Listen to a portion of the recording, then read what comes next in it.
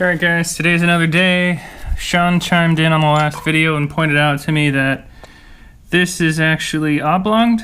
Not oblong, but like the dowels are offset, so there's more space on this side than that side.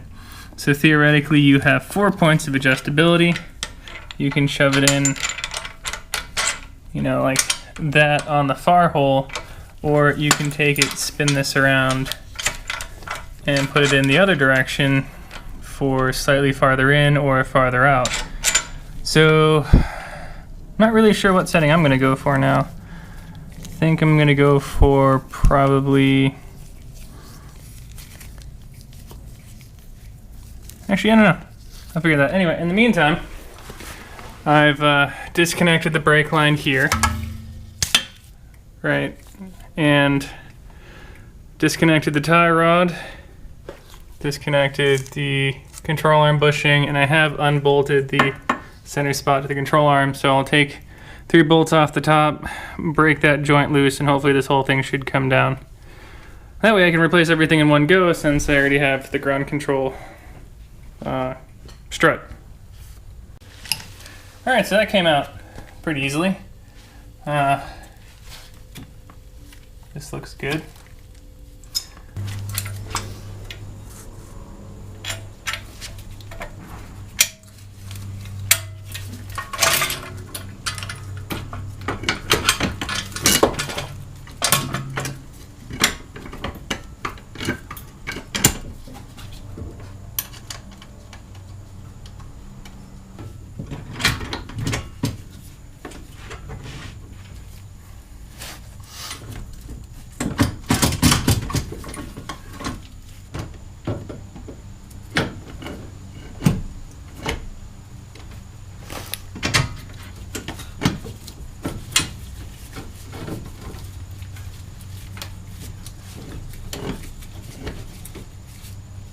Alright, so here's everything installed at full lock.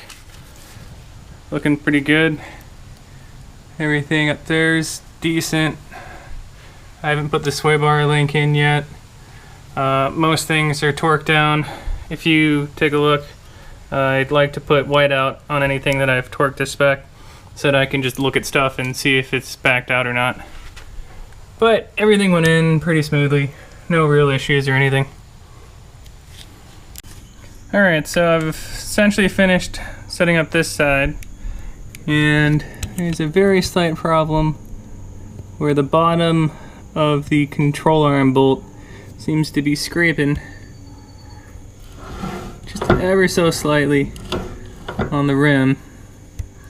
So I think I'm going to wind up shaving that down a little bit, but it doesn't actually seem like that big of a problem. All things considered, I think it's pretty damn good. These are 15 by 8, I forget the offset. So, if you shave down that little bolt, you can indeed run 15s with the SLR kit. Good to know. Alright, so I wound up cutting off all but one thread exposed from the nut. And it seems like things pretty much clear exactly right. A little bit more than I wanted to cut off, but you know, it's not so bad. There's extra threads, so I'm happy.